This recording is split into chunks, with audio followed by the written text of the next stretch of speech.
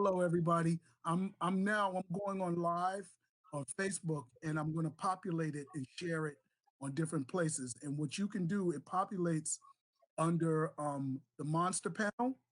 So what you Mhm. can pick up the link from there, and you can share it on your various on your page or your platforms. Good deal. All right. And your volume is coming in. Kai, how's your volume? You can hear I us? hear you guys. Yep. I All have right, my good. earplug in just in Yeah. case. I don't, you know what? I have a little small closet office, and so it almost comes off like a recording studio. Yeah, All right. it's I don't have, perfect.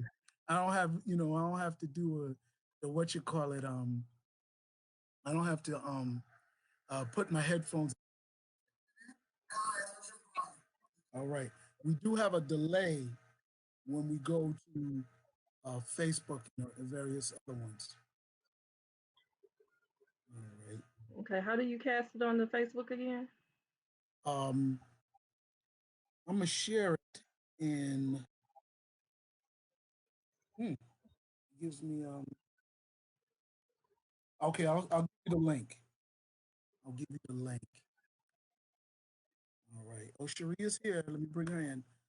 Jarvis, I'm gonna send you the link on your Facebook. Okay. And it's Cherie. All right.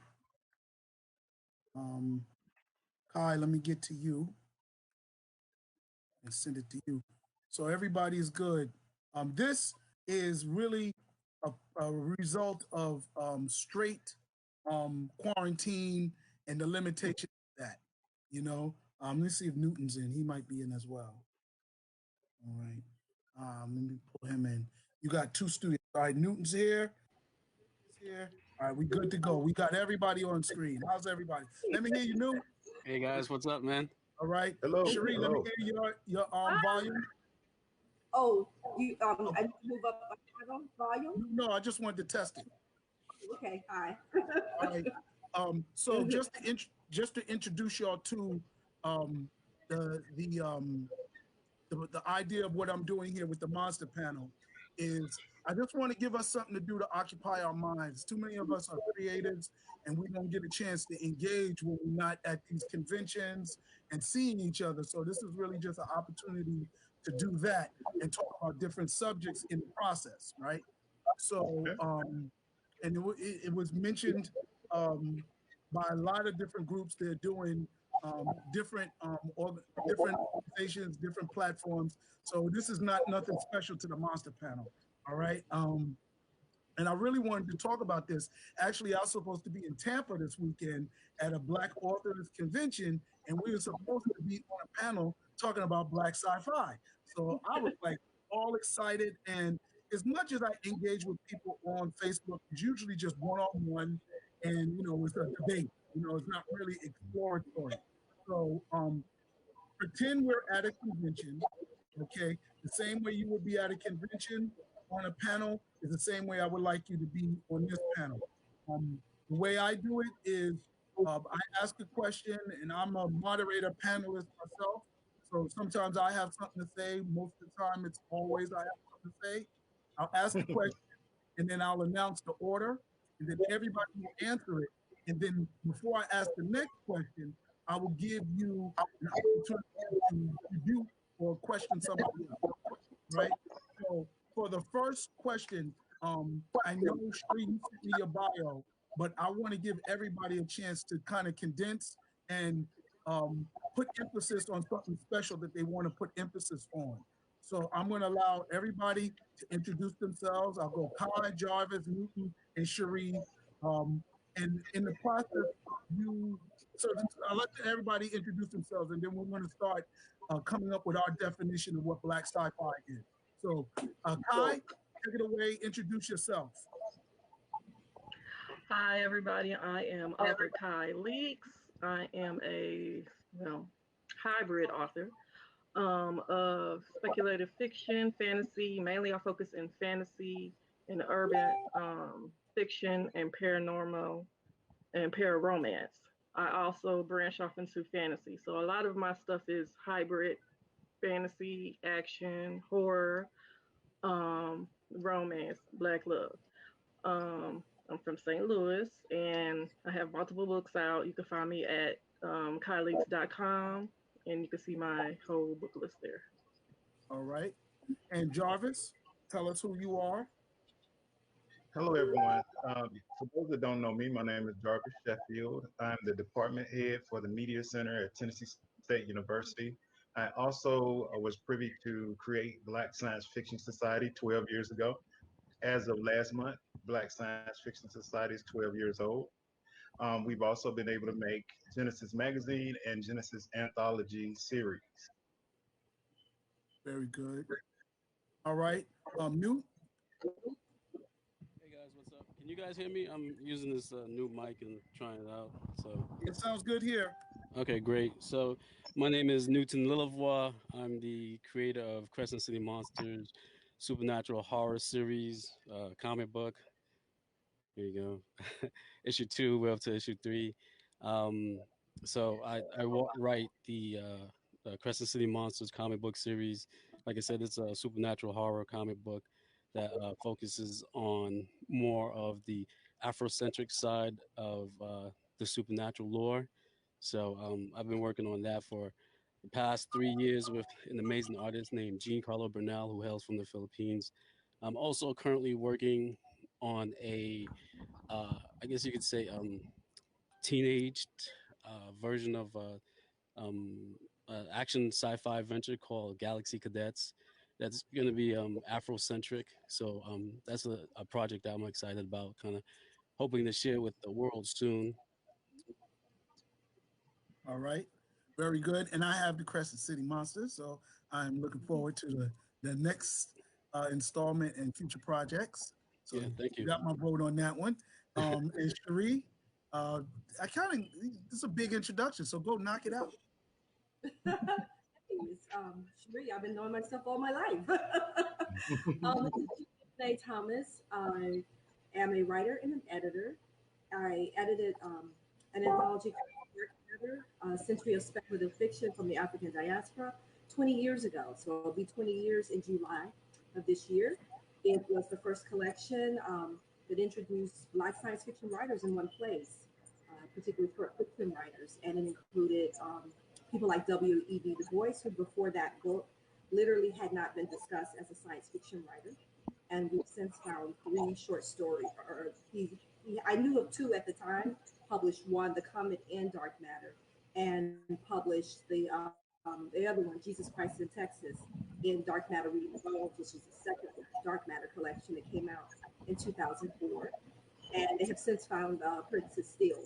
Um, and maybe one, I mean, it might be one more other story I'm forgetting, but they have found a whole archive of his science fiction. So, but it included people like Octavia Butler and Stephen Barnes and Walter Mosley and Tanana Reed Dew, and just amazing, amazing writers, Nalo Hopkinson, and new writers who are not new anymore. They are the top of the field. Linda Addison, Evie Zavoy, just a great, great number of people.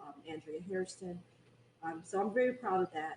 It doesn't feel like 20 years, feels like 100 in some ways, and in some ways it feels like yesterday. So, but we're going to talk about that. Was it? I'm excited. I have a new book, Mhm. Nine Bar Blues, which is my first all fiction short story collection. So, All right. And I'm Jeff Carroll. I'm a science fiction writer, filmmaker, and comic book creator, and you name it, kind of anything, just crazy to my family. So that's the best way that that's the best way I'll describe myself. I'm crazy to my family and full of ideas. Um, I was into science fiction since a child, and it was something that I accepted as a genre of its own.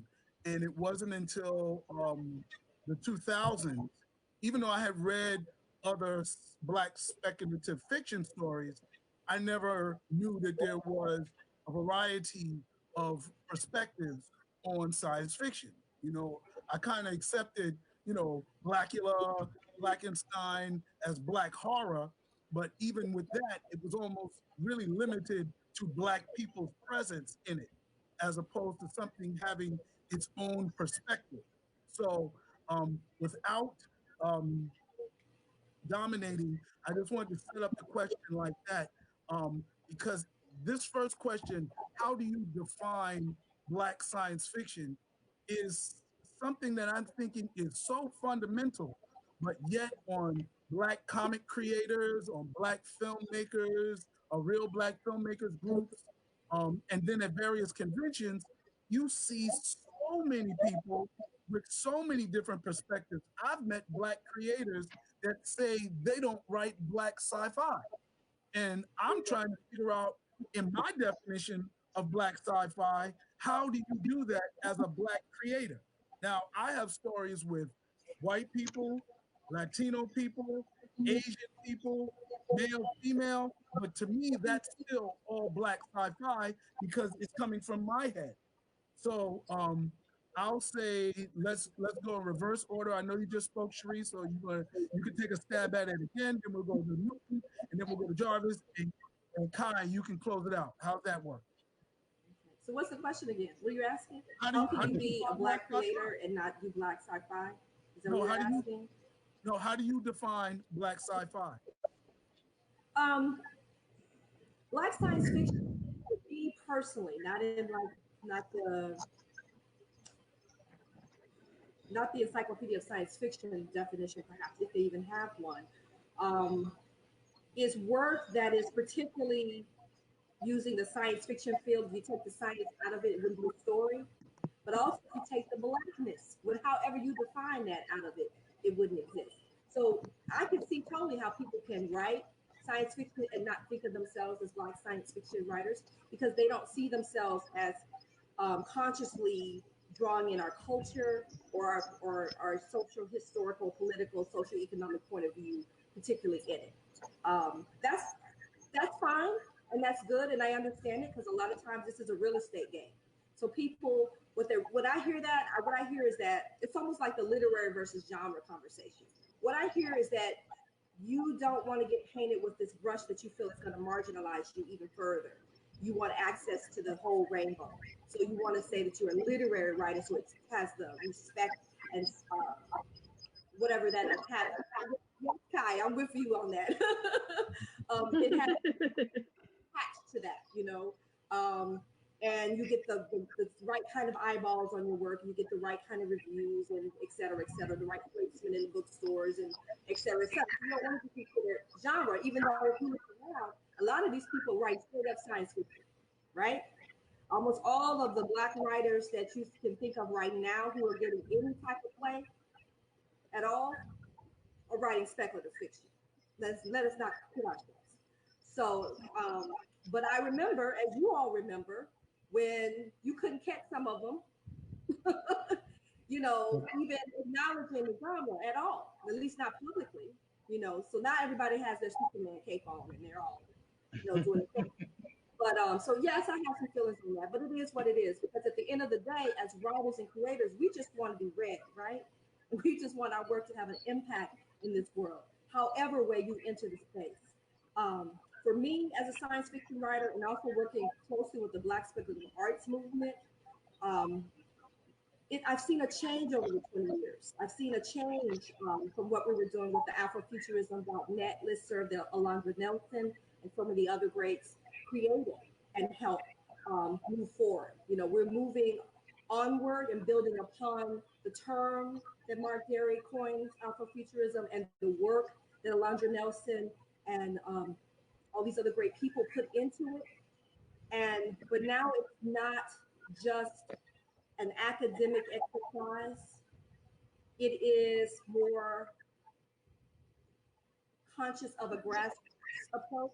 It is more pragmatic in its way of thinking. And to be pragmatic in futurism, we're talking about how do I use this beautiful lens or this tool, this conversation to impact problems that we have today in the present tense. So it's not just amazing, great architectural, what if we did this kind of, cool, futuristic looking building. In the hood, it's about we need clean water and lead-free housing, and we're not always redlined to the places where the defense depot poisoned the land, and everybody knows that because the Black community is. It's places where We don't have food deserts. You know what I mean? And where when we move there, all of the businesses don't, of the other businesses don't immediately, and the city starts picking up the trash in the devil's widow, of the streets. You understand what I'm saying? And the malls start looking like old Beirut back in the day. I mean, that's to me what Afrofuturism is today, or Black Civil Rights Movement. So Black science fiction is work that is consciously writing about the characters that don't usually get a voice. They're in the background. They're the person sitting on the subway in a scene. Um, they're not usually the main character of the story. A lot of our science fiction is very middle class in its aspirations, um, but maybe Black science fiction is looking at other parts of our community as well.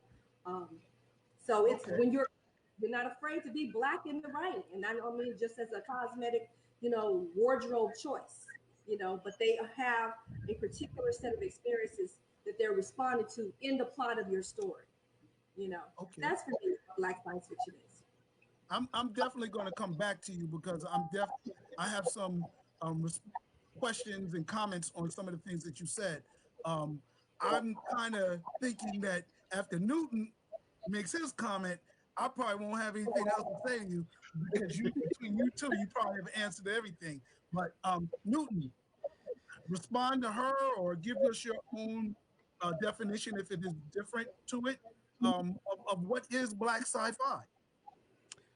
So I share some of Sherry's sentiments, but you would think that the question would be easy to answer, right? What's black sci-fi? And but it's not. It's incredibly kind of complicated. Like for example, that statement you made before, where you have a writer who writes sci-fi but doesn't consider that they write black sci-fi. Back in the day, I would have thought that was some kind of sellout statement, right? Right? Like they're trying to disavow their blackness or separate themselves from that. But it's possible. I mean, you can be writing science fiction and be a black author, and if what you're not addressing is not Afrocentric or dealing with um, black people in general, it won't be black sci-fi, right? So I can see that in the point where, as a writer, especially a black writer, if you write sci-fi, automatically it's not automatically black sci-fi, right? It's the content that you're producing that makes it black sci-fi, not you in general, right? Um, with that said, one of the things I found is when I was working on my story, Galaxy Cadets, I started using the phrase Afrofuturism. Now, it's something I've heard before, but I never really researched. Um, to be honest, I was throwing it around in a way that it was my perception of what Afrofuturism is. Right, to me, Afrofuturism was just any sci-fi story that incorporated uh, any African culture in it, right?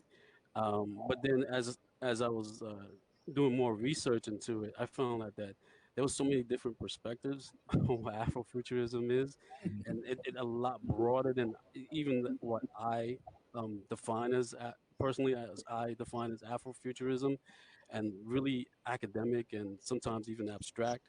That it's really broad, and in some ways, sometimes I don't even use Afrofuturism as a term to describe my story. I'll just say black sci-fi because it just seems a It's little bit more. easier. Yeah, it's easier, and Afrofuturism seems, I guess, because I guess people who started or who began the Afrofuturism term or culture, they're protective of it. So Right. they don't want anybody just coming in and start saying, "Hey, this is Afrofuturism." So so even as a black person, I'm careful when I use Afrofuturism. I'm like, I'm not trying to get political and anything. So, I would prefer to use black sci-fi because that seems less, this seems less baggage with that, right? Because, you know, who's gonna argue that I'm It's, not black and I'm not writing sci-fi, right? So I'll stick with that. With that said, I like to keep things simple. I don't really like to keep it too abstract or too academic. So personally, for me, black sci-fi, like I said, is anything that involves science fiction and African culture. you know, Okay. that's it for me. I I feel some revolutionary heat in there. Newt. I'm gonna go last, and I'll probably take the risk and turn up the heat. But Jarvis, let's see what you got.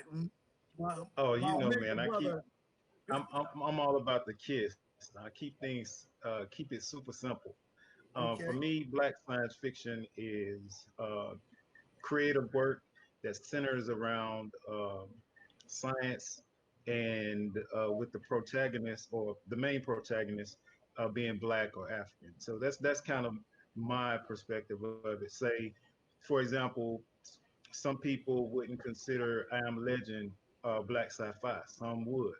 That could have easily been in most of Will Smith's movies, easily been a white person, but it actually had a black protagonist. So I consider it um, black sci-fi. Similarly with our robot, um, and in terms of uh, some writers writing for a mainstream and some writers writing for a particular audience, I think that's on each creator where it's room for everybody to write what they want to write.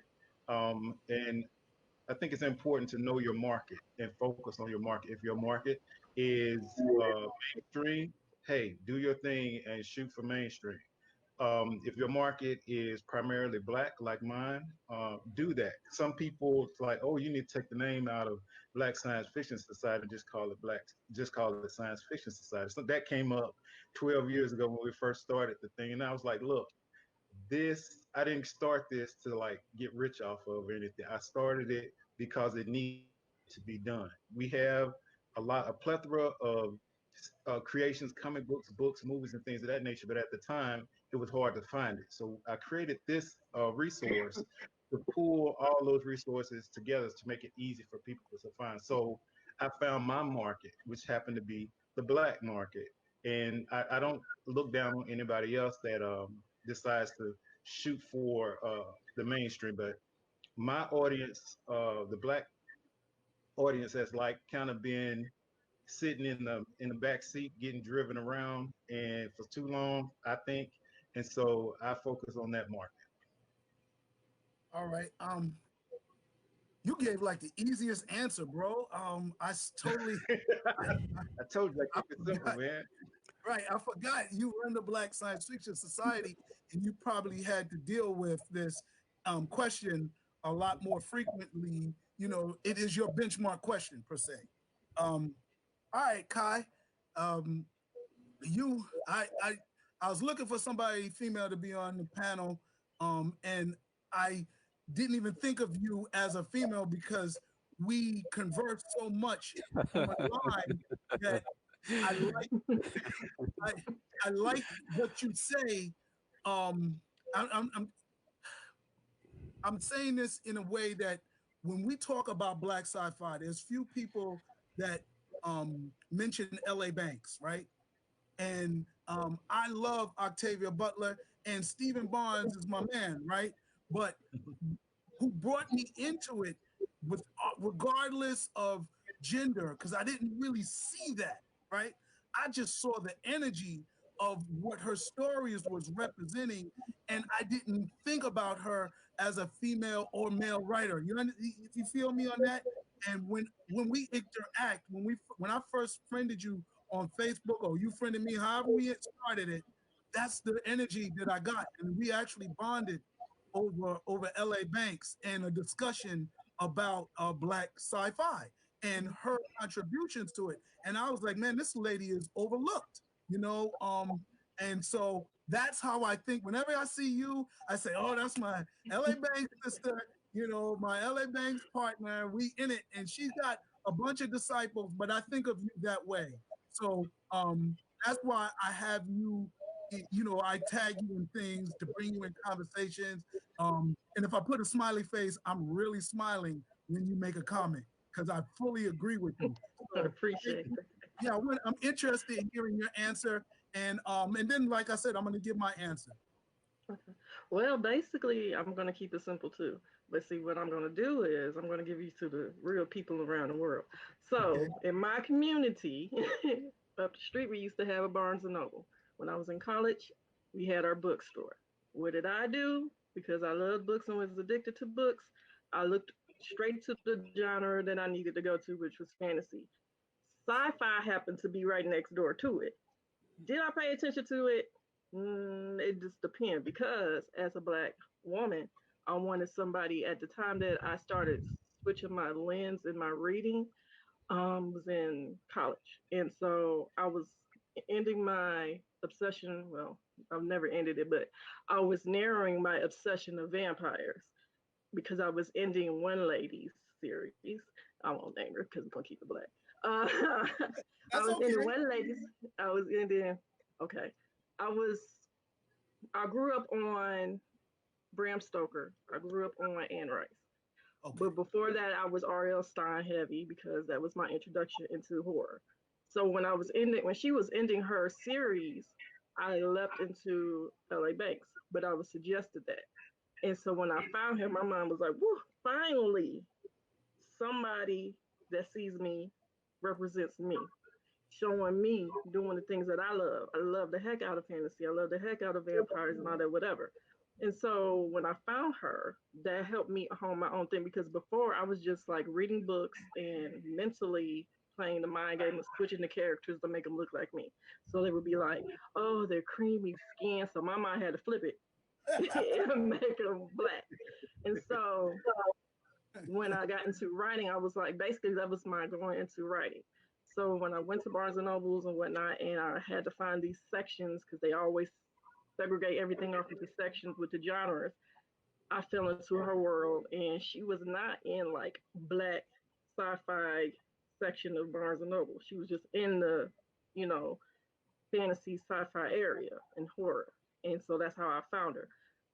It made it to, in my opinion, black sci-fi, labeling it black sci-fi, helps you find it easier, basically. Otherwise, it gets lost in the sea, and sometimes I feel that's on purpose in the mainstream. It gets lost in the sea of all the different genres going on. So labeling it black sci-fi is just basically, in my opinion, for what I do, writing fantasy paranormal, and I have written sci-fi. Um, it just narrows it down for me. It just means a story perspective coming from the black community, and it may happen just to be sci-fi. That's just what it is. I actually agree with that definition. I know it doesn't really conflict with anybody else's definition. Um, how I how I define it is really science fiction coming from the mind of a black person. Um, that's very simple, and to me, it's not a choice. I know, like you said, Newton, they are very guarded with Afrofuturism, and to me, I feel You some know. people can be very guarded with Black Sci-Fi. I remember when I came in to Black Sci-Fi, people were writing about Black warriors in Africa with no science in it. And I used to say, but that's not sci-fi either.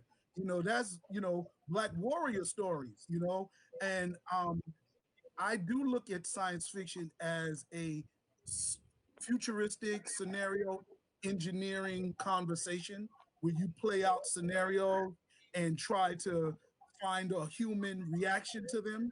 I'm all with that. But to me, um, black sci-fi or black writers and just like any ethnic writer, any writer from any culture, you don't have to try to be what you are. So I don't try to be black.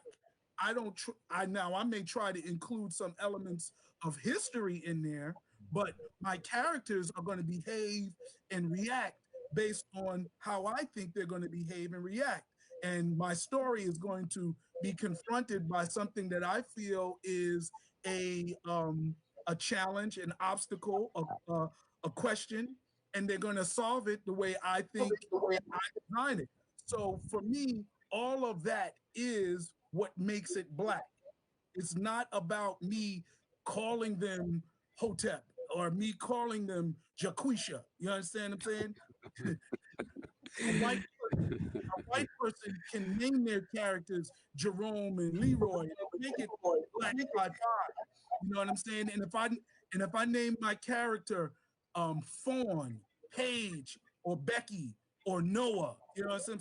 Names that may not be quote unquote stereotypical black names, it doesn't mean that now I'm not writing a black science fiction story. What makes it black is me thinking it's a story, me thinking of the solution, me thinking of the antagonist, the protagonist, the the pacing of it. All of that is black because it comes from my mind. Now, I do feel what you're saying, Jarvis, with I Am Legend and Independence Day or I Robot, because I think Will Smith um, is more than just an actor. I think he says this is not how my character would behave, and he contributes to the story. So, thus, making his character in a particular story that could be mainstream is what makes it black or bends it, multiculturalizes it. So that's kind of how I feel, Cherie. I don't feel it's something that people can decide, oh, I'm going to write a black sci-fi story. You can write it more black if you want to, if there's a way to do that. But your thoughts are black, regardless of what you want them to be. I can think like a person that's not black, but it's still a man thinking like a white person or an Asian person or a female person. You understand? But at the end of the day, I'm a black man. So if I write a female lead like I have in my story, Welcome to Boss Ladies Planet, it's still a black male sci-fi book. Question though. Yes. I'm gonna push And, back It's a and now, difference. I feel like there's a difference though. You do still need to kind of give some more nuance to it because I can be Becky Lee, blonde hair, whatever, and be like, today I want to write a black person. And right, so they can do like you just said, but it still can be, it end up being like you were saying, Jarvis, that Will Smith's story basically it was just Will, it still could have been a white story.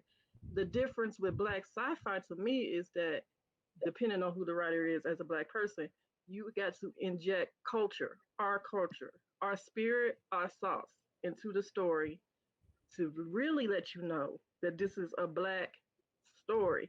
And I'm not just saying street lit or whatever. It's a flow. I And mean, Yeah, if you just writing a basic story and the person you happen to just say she Becky is actually black and that's all you doing and touching on it, kind of yeah, don't really feel like that's all a yeah. black I who wants agree person. with next? I Who agree wants with next? that. I, Then I I had a kind of agree with quick that because concern All right, let me with, give Jarvis with, and then Cherie. Okay, okay, go Jarvis ahead. and Cherie. Did you call me out? I'm Oh, like, I don't respond. Jeff? Okay, go for it. No, it doesn't Okay, matter. so it's ladies just first. about the body writing something, then there's no need to give it a definition at all because you're just writing science fiction. There's no point in saying black if it's just whoever black is writing it makes what makes it different? It could be it's just science fiction at that point. There's no I, point in even identifying as black science fiction if it's just a person who happens to write it is I, occupying this social identity that we call as black. Okay, So if you were going to take the point of taking it beyond just a physical person walking down Main Street or whatever street, and I happen to be in this black body and I'm writing these characters, however name I give them, and it's just science fiction, then just say it's science fiction. But if you're going to make a point of calling it black, then you're saying something else.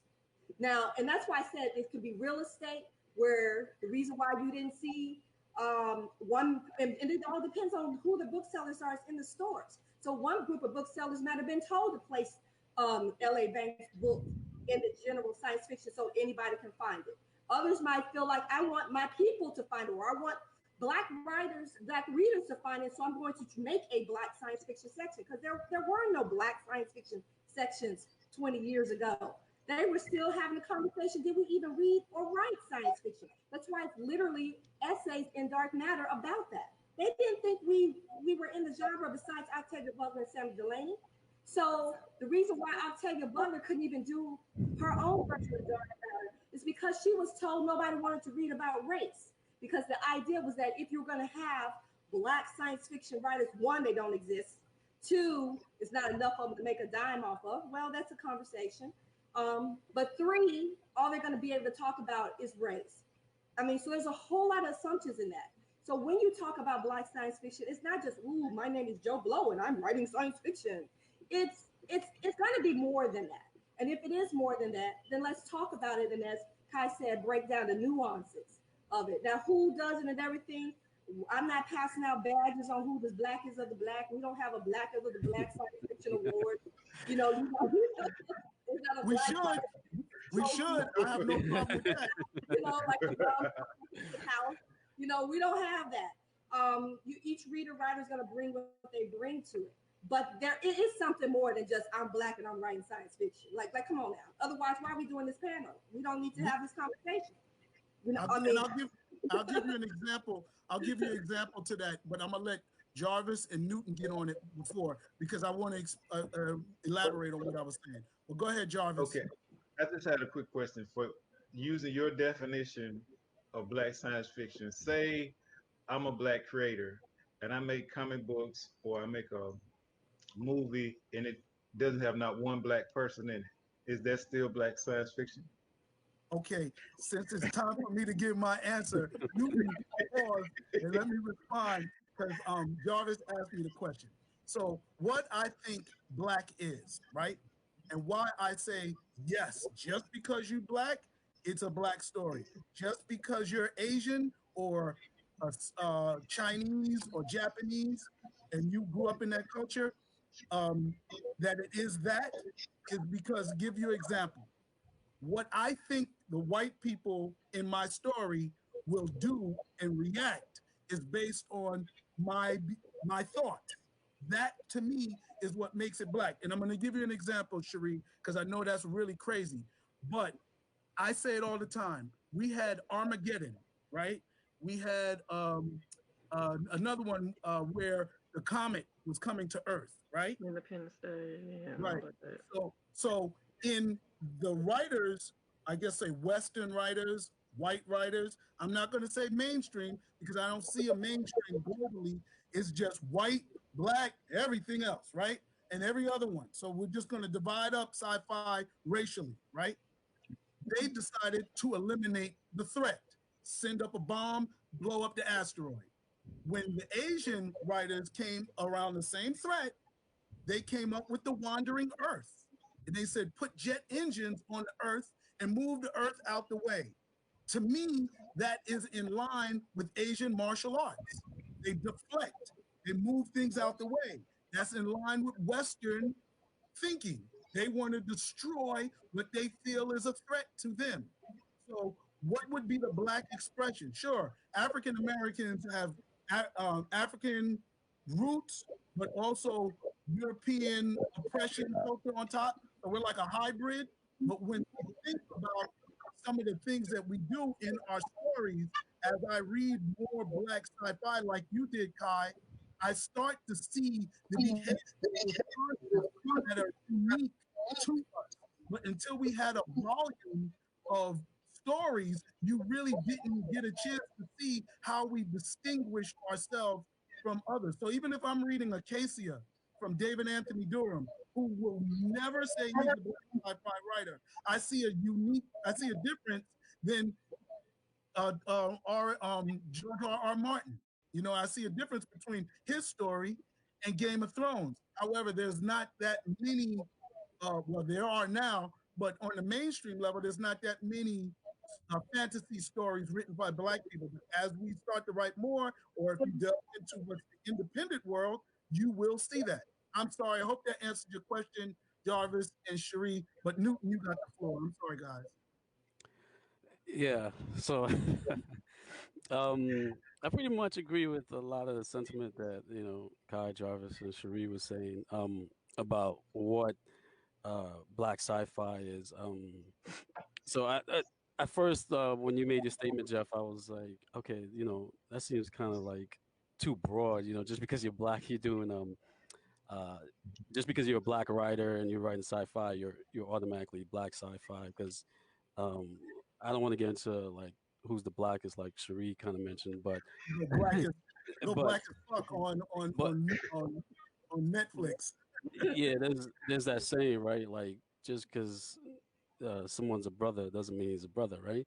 Oh, So whoa. it's like so so that automatic thing kind of made me think of that. But when you explain the fact that you're talking about an author, even if maybe he doesn't have any African cultural references or anything, but just his mindset, his perspective of the world in a black perspective, that I understand.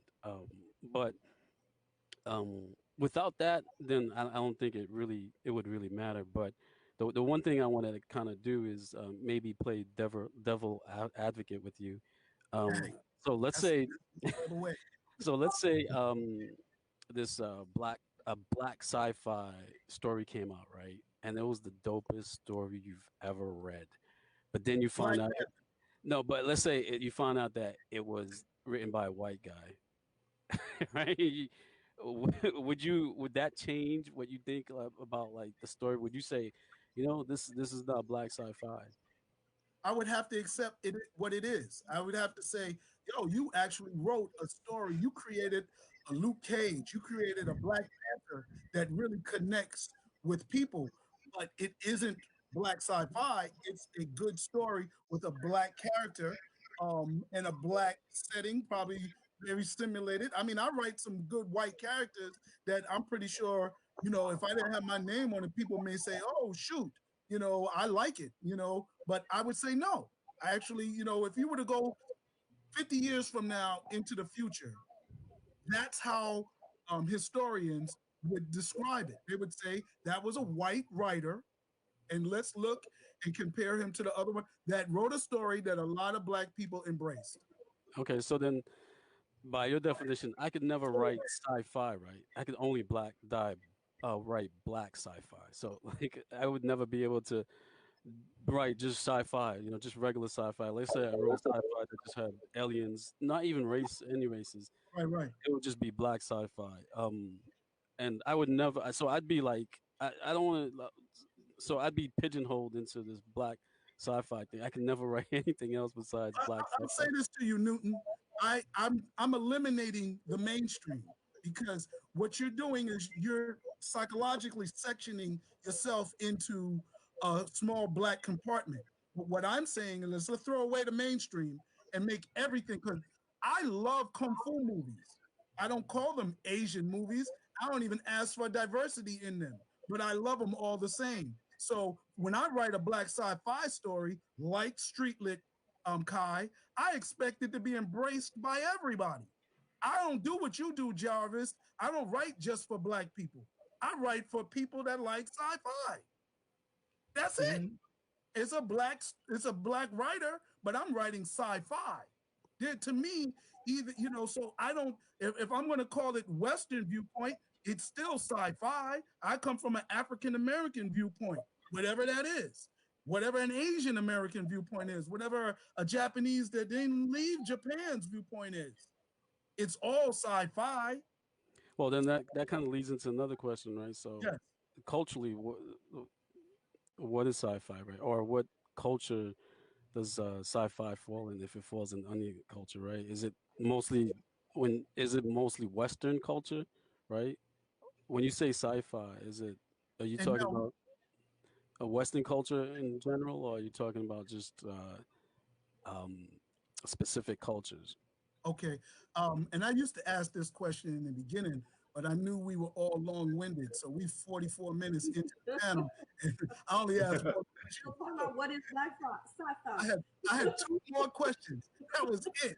And I'm gonna make those quick, and I know we could do it. But my first question used to be, how do you define sci-fi? And so I think Kai, she answered it in her answer in terms of anything that uses a science fiction, a scientific uh, tool in the story, not just pick up a cell phone and talk on the cell phone, but to present a scientific. So to me, I look at science fiction as an engineer would look. Let's play out this particular scenario. Like for me, my book, Harlem Shake. It plays out the scenario of the 125th Street fault line becoming active, right? So to me, that's what I'm speculating about. So I'm coming up with my own hypothesis and I'm test driving certain answers to that. So to me, you take alien invasion, Western culture, they demonize foreigners. So you have War of the Worlds. African culture, if you read this book called Zorro, my favorite black sci-fi book, the aliens are African people because we have a culture that connected to the sun, moon, and stars. Asians, when you look at Godzilla, the Asian aliens are Asian. So and they're friendly and they have a variation. Some of them, like if you look at Mothra, some of the aliens were friendly, some of the aliens were a threat. But if you look at Western world, everything coming from outer space is Independence Day. Because to me, that's how that culture sees, they Christopher Columbus things. So to me, that's how it makes sense. Anybody else want to answer Newton's question? Or I'll just ask the other two questions that I have. All right, let me go on and blow up my box because I know y'all probably gonna come at this crazy person, Jeff Carroll.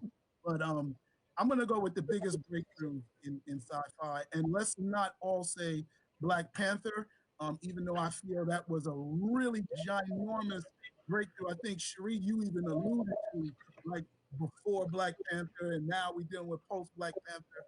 But what for people that are not into sci-fi as much as we are, because we're actually creators um, of it. What is a big breakthrough in Black sci-fi that you can say, yo, this change, this moved the needle? You know what I'm saying? In the last say 3 or 4 years in Black sci-fi, it can be video games, it can be board games, it can be movies, books, comics. Heck, it could be music. You could say Janelle Monáe. All right. Um, Kai, Jarvis, Newton, and then Cherie. We'll go in that order. For me personally, it'll be Attack the Block. That Ooh. moved the needle for me because I was just ecstatic. Again, I was like, why didn't this come out when I was a kid? But I understood why. So for me, it was that, and then I'll even Deep Space Nine. Mm. That would be my next one. If I'm gonna go Okay. with sci-fi oriented, STEM oriented, with touches of magic and all of that in there. Those two for me in my generation, and they're vast different lengths of time, but they still influenced me greatly. I would say those two were a great movement to the Black culture in general. Okay. And I Jarvis, want to sci-fi. clarify, is it three or All four right, I years? have to agree hold on a with second. Kai. Cherie wanted to say something before you go, Yeah, Jarvis. Go ahead, Cherie. a clarification. Are we talking about your original question was in the past 3 or 4 years? Is it 3 or 4 years or in our whole lives? What we think are the most pivotal thing? Because Deep Space Nine, I love I it. know that's why I said it was fake. Yeah. Okay, so we Even stand. Attack the Block was more than 4 years ago. Yeah, But so I believe it though. But I mean, I'm giving liberties because okay, if even though Attack the Block was years ago, I think its repercussions are bigger now than when the movie came out. You know, especially with John Boyega when he got Star Wars, there were people that never even heard of Attack the Block. Attack the Block. So I think you're correct in that, but you're right. I say very recent, but convince me I'm wrong. Tell me. So Jarvis, go ahead. What's your answer? All right, I'm gonna have to say give a special mention like Kai to Deep Space Nine because you can't get better than Captain Black Jesus. So we're trying to get back to that level. But more recently, and then I'm a little different from most people. I think, and you probably have never heard of this movie. It's called Returned by Lamont Yant, and there's also a novel that goes along with it. And that's moved the needle for me because that's the someone took the money that a person would normally take, like less than $10,000, to make a short film. He made a full length film, and it's good. You can get it at Walmart. You can go get it on Amazon and things of that nature. So that's kind of proof positive to me that this can be done. And like I said, it's it's it moved the needle for me because it's black from start to finish. It comes from our perspective. It's we're not no sidekicks. We're not easy pickings for the monsters or whatever. And it was well done. So that moved the needle for me within the last few years. Okay. And mind you guys, after this question, I only have one more question. And I'm going to give a shout out to the sponsor for the show. All right. Newton, take it away. Yeah. So I guess I'd have to go because there are a lot of not a lot, but there are a few things I can mention. Deep Space Nine, of course, one of them. But for me, I guess I would have to go with The Matrix, Hmm. um, because it was one of those sci-fi movies that I thought included like black people, a lot more black people than you typically see in sci-fi. Especially, it kind of made more sense that a lot of the people who were outside the Matrix were people of color. So, and that kind of made sense, right? Because it's like who, and it was kind of symbolic when I saw that, and it hit me really strong. When every time I think about it, so just based on that idea, I really thought like the Matrix was is something for me that that hit home in terms of sci-fi and black people. All right. Um, again, Cherie, we going with big breakthroughs. So what you got for us? Big breakthrough in the last 3 to 4 years would be Yeah. Fire Magazine for me. It's Fire Magazine, Oh, yes, FI yes, yes. on the literary side, on the writing side, publishing side. I think that's been very significant in giving people, young writers, black writers particularly, another venue where they know that other black writers and readers are going to be editing their work. So they won't have to do as much translation of black culture and be concerned about writing work for white gaze. Um, and it's also have it's been nominated for the Hugo Awards, and it's getting a lot more support, or should be getting a lot more support um, for those writers. So I think that's very significant. I'll also say Milton Davis on the independent side has created a great many spaces, like you, Jarvis, and like you, Jeff, as well. Um, Maurice Waters, uh, uh, the brother out of Black Eastern Comics Con, Yomi, have been doing a lot of wonderful work to show, first of all, their journeys. Milton is very transparent about his move from being a Black entrepreneur and business person and working as a chemist and doing that and moving on to his own self-published space and then publishing other people, becoming a publisher himself. So I think that's important. And he's used all the platforms I can think of to do that. And that's made a difference for for people who are not necessarily even in his particular area of publishing, but just to see what can be done and what's possible, the kinds of conversations. And then the third thing I would say, past 3 or 4 years, would be the Black Speculative Arts movement that Renaldo Anderson and John Jennings co-founded, and and they have created something that's international now, in terms of people taking the very first question you gave us, Jeff, what is Black science fiction, and defining it for themselves in ways that make sense for where they are and who they are and what they need in their community. So it's like a global open access project. This thing, it's not it's this or that. It's not very prescriptive. When we went to when we were in Birmingham, UK, they were on their own thing. They were doing, they were getting it started. It was going up over there, in different ways than it is perhaps in Memphis and in St. Louis. What's happening in Canada, what Quentin has been doing over there, the artist, he's dealing with more Montreal and Toronto, you know. So it's just a lot of stuff that's happening, and it's been exciting to see people navigating those spaces and asking these questions and creating different solutions for things on their own terms. All right. Golly, I'm going to second the amendment on all of the things that you all said. I thought I had room after Jarvis, but it kept piling on. And I kept thinking, oh my God, what else am I going to say? Um, I'll say like this. I'm not going to say um, Black Panther, right? I'm going to go with my other one that was around before Black Panther that crashed Netflix, and that is Luke Cage. And for some of the same reasons why Jarvis said and used return, um, I think it was a rebranding of a character a lot more than the way they rebranded Black Panther, because I think Black Panther was already revolutionary in the comic book. What they did with Luke Cage was take the tiara off, take the bracelets off, take that yellow collared shirt off, take the chain belt, stop talking jive, and made it hip hop, made it like that's what I want to write. You understand? It had KRS-One in it. It had Rakim. I love Wakanda Khan, but I want a Luke Cage Khan. You know what I'm saying?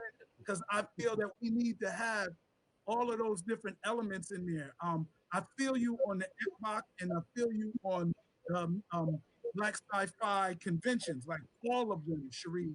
But I will say this: I actually like Will I Am's attempt to come up with a comic book. I like DMC coming in there. I like what's the Weekend. He had a comic book that only got one week her one issue out. It was supposed to be a full series, but he didn't finish it. So those are some of the things that I think are like really big breakthroughs in it. And I can go on, but I'm gonna go with Luke Cage. So now I'm gonna take 30 seconds. I usually ask for a sponsor, but I took the space myself to sponsor it, and I'm gonna just announce my Kickstarter made money. All right, I listened to people like Newton, and I made money back in the middle of this quarantine. So my book, Horror Streets, is out. Thank you, all the people that supported it.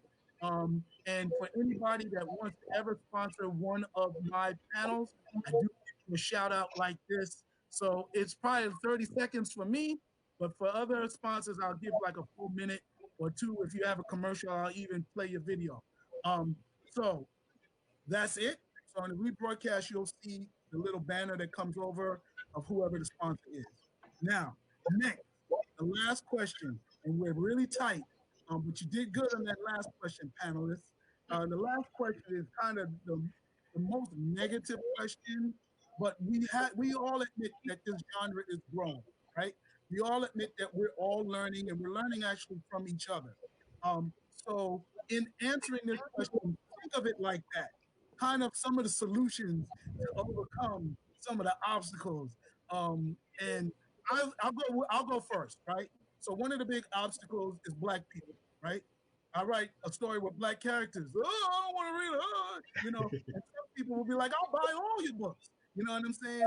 And in the back of my mind, I'm like, why aren't why isn't everybody Black just buying my stuff, whatever convention it is? So I think that is a big obstacle, right? I have actually had Black people say, I don't read science fiction. That's, religious or something, where they'll come and they'll be very offended by it. So I think doing events and panels where we talk about it and more information and more books like what you put together, Sheree, I think that's the answer. You know, holding conventions and talking to people, being transparent, and not just writing. Like I could be writing right now, but I want to talk to people. And I thank everybody that's following Aurelis and Monique and other people that are on Facebook that I didn't see their names. So Sheree, Newton, Jarvis, and Kia, you close it out. What are some of the biggest obstacles? No, not the biggest, but some of the obstacles in Black sci-fi's path. Sheree first. I wish I had more time and we answered this question first and ended on the breakthroughs. I know, right? And on the good note, lift us up in the coronavirus era. I think, okay, well, you know what? It might be a segue from our last question, last conversation. I think it's ironic that a lot of the projects that were mentioned were white created projects. Luke Cage. We didn't talk about the Watchmen. That was the big thing before everything shut down. Everybody was all into the Watchmen, and they made it blackety blackety black with Tulsa information in it, and Regina King is going hard with it. But again, white created project. Even we won't talk about what Alan actually thinks about it, but there's that. Everything you mentioned almost was all white created. So I just think it's ironic that we're not, talking about and lifted up with all these independent creators here, black projects. So I guess there is some hope. I mean, a lot of people or several people have things that have been green lit for projects that are going to be adapted television wise in terms of HBO. Nadia Okorafor is working on some wonderful projects. I believe Nora K. Jemison has um, possibly something that may come out. Things get option. We'll see. John Jennings has been adapting things through his own imprint with Abram. Um, but the challenge we have is the one that always is the structure of the industry. Us having access and being able to distribute what we create to large numbers of people. And so we need to connect more on how, pull resources together on how to get your comic books or your novels, your film projects out to more eyeballs, more people. How do we do that if we're not the Ingrams, if you're not the distributors, if you're not the distributor, how do we do that? So I think that's probably one of the challenges. Creating this All right. beautiful, amazing stuff. How do we get it out there? Okay. Newton, what's a big obstacle that you see? Yeah, Cherie took my answer. I was gonna go with distribution. I mean, um, a lot of times you'll hear people complain about like not just in black sci-fi, but in general, like, oh, we're not included in the Academy Awards, we're not included in this. Um, to be honest, I don't really care about stuff like that personally, like Academy Awards and stuff like that. Like if they don't include us, that nah, I don't care. That's Right. that that's been going on for years. That asking a seat at a table, that's not my thing. I'd rather build the table. But um, the one way you solve that, right, is by controlling and having distribution and also marketing too. Being able to market what you have in the way that you want to. If you have those two things, then I think you'll be good. We wouldn't have to worry about not being nominated for an Eisner or an Academy Award or whatever. You wouldn't care about that, right? Um, because if you control distribution and marketing, it wouldn't matter, right? So that's my short answer. Okay.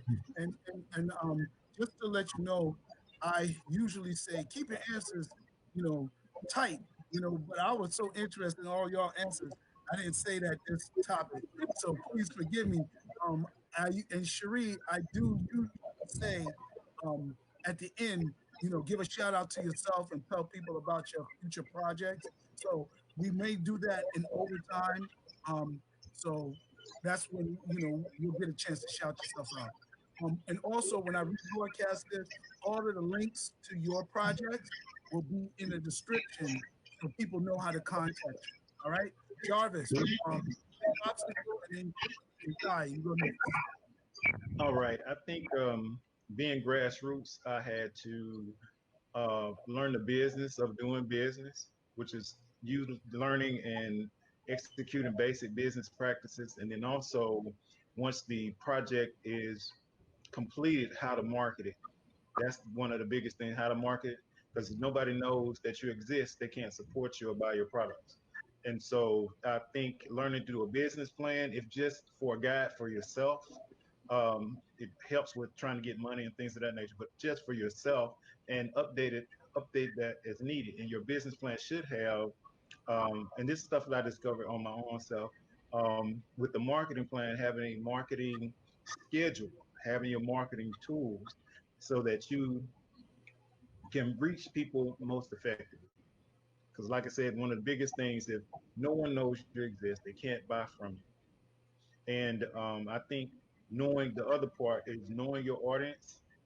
And I think this is completely adjacent to sci-fi, but I look at Tyler Perry. He learned his market and he marketed to his genre and has become a multimillionaire doing that. So even with a niche market, you can be successful, but you have to know your market and market yourself and continue to have new products for them. All right. Um, Kaya, how do you Well, see that? everybody touched on what I would have said, but I guess I'll think of something interesting. I'll add on to say, in the Harlem Renaissance period, creators had sponsors. We need more black sponsors. We need more black support in financial aid needing, and because a lot of us are poor, I'm poor. I can't get to conventions. I need help. So financial help, strong patrons, and like you said, marketing and all of that. I think that's needed heavily in our black writing community. Okay. So um, now we're finished with the panel. I want to thank you all. It was a beautiful panel. People have enjoyed listening to you for an hour and 6 minutes, and they want to find out what you got in store. So the future of you is the question. What do you have in store in the future? Again, I'll go first. Of course, my book, Harlem Street, Harlem Horror Streets. I'm messing up the name, Jarvis. Horror Streets is coming out, but more importantly, it connects to two of my movies that I shot right before the quarantine. I shot a movie called Cut Out, and that is a play on Jordan Peele's Get Out. And I shot a movie called Conjuring Baba. And together with those two movies, I have prequels in my comic book, so people will see. And those are definitely down your alley, Newton, because I'm trying to, conjure some black stuff, bro. I'm in all black. So yeah, that's what you see. And Jarvis, you'll appreciate it from a business standpoint, because Kai, I got sponsors, bro. I got people paid Good, good. $200 to be advertisers in my comic book, and the next comic book is going up to $500 because the brother needs to get paid. All right. So, Kai, what you got? Jarvis, Newton, and then Sheree. I have a new release in romance Oh that yeah. just came out. I'm still, as I always, working on my vampires. I'm trying to go into figure out how to do script writing because I want everybody keeps asking for my Sin Eaters to be made into a series or something. Netflix, BET, somebody come get that. Be Tyler. No. Anyway, um, Yes. that's what I got going on. This is my other fantasy that I would love for people to get is speculative, steampunk, and all the Ooh, magic and all the blackness. And it's YNA oriented. And so there you go. That's all that's going on with me right now. Jarvis, what you got? Um, oh man. Um, and I always got a bunch Too of things much. going on. We just came out with the latest Genesis magazine. It's a magazine for independent creators to showcase their work. Um, Also, we are planning on the third year of the African American Author Fair here in the Nashville area once the quarantine lifts. In 2050.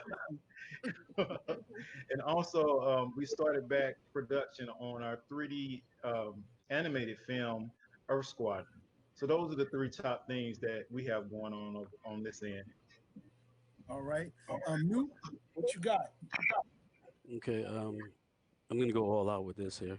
You might as well. Sheree is so, gonna follow you, so so, she got it. if you're not familiar with Crescent City Monsters, I'm just gonna show you the books real quick. This is issue one. This is issue number two, and issue number three. Oh, All So we've right. been so right now, Gian Carlo Bernal, the artist, and I are working on issue number four. Everyone's kind of excited about that. So that's what I'm working on currently. I'm also, like I mentioned before, is I'm working on a because this is an adult theme comic book. It's really more like it's really graphic. It's not made for kids. Um, when I'm at cons, I feel bad when a kid comes over and doesn't have anything. So I decided to do a sci-fi preteen or what is it YA story called Galaxy Cadets. I'm working on that. I'm really excited. I want to really get that out because Oh, okay, you got my letter. Yeah. So yeah, I'm excited about that because that's more of a fun thing. Crescent City Monsters is a supernatural noir feel to it. So just to be able to work on a story that's a little bit more fun um, is something that's a great getaway. So look out for Galaxy Cadets. That should be coming out in the next 2 to 3 months. There you go. All right, All all right. right. Ooh. All right, Dave. Okay, hold on. I'm Drum roll. I'm excited for a number of reasons. One, this is my newest book. It is Nine Bar Blues Stories from an Ancient Future. It's a short fiction collection from Third Man Books. You can get the ebook anywhere right now. The official book release is May 26th, but you can pre-order it right now on thirdmanbooks.com and you can get it right away. You get it during the Corona shutdown.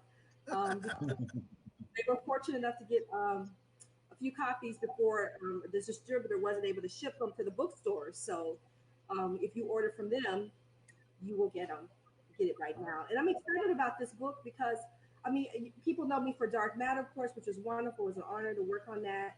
Um, um, and it's had a great impact on a lot of people's lives. I have done two multi-genre collections since then, Sleeping Under the Tree of Life and Shotgun Lullabies, both came from Aqueduct Press in Seattle. And those are hybrid because I'm a hybrid person. I write fiction and poetry. So this is my first collection that's just all short stories. And I couldn't be happier. I love it. So, and it's going to be distributed if we ever make it out of this. Hey, Walmart is still distributing, so don't sleep. Actually, like you can get it at a bookstore, they won't be like, oh, is it with Ingrams? Is it with Consortium? Is it with you know you know how bookstores act, have a hard time sometimes ordering independent published books. So it's really I'm happy that they'll be able to get it. You can get it from your indie bookstore, your favorite in your neighborhood. You can get it online. So All I'm right. Well, happy. I want to say, again, I've met everybody except Newton. This is my first time even exchanging with him. No, I haven't met you yet, Kai, either. But and we were supposed to meet a couple of conventions. But guys, I'm not a stranger to any of you all, and I really appreciate y'all being on this panel. This is like my core subject, so this is like I'm going to replay this forever. I'm trying to do, as you know, my little man, my little figure is I love black sci-fi, right? So I'm trying to even do my own little documentary, on sci-fi and black sci-fi. So I really thank you. I really enjoyed the conversation. Like I said, I'm gonna pull this video down and then I'm gonna put it up on YouTube, and then you guys can share it. Um, Homework assignment is to send me a link that represents your work so I can put it in the description. And give me till tomorrow because it's a little late and I've got to eat dinner. All right. So All thank you right. very Thank much. you. It's All been right. really Bye, Bye. guys. All all right. right. Take care now. Bye.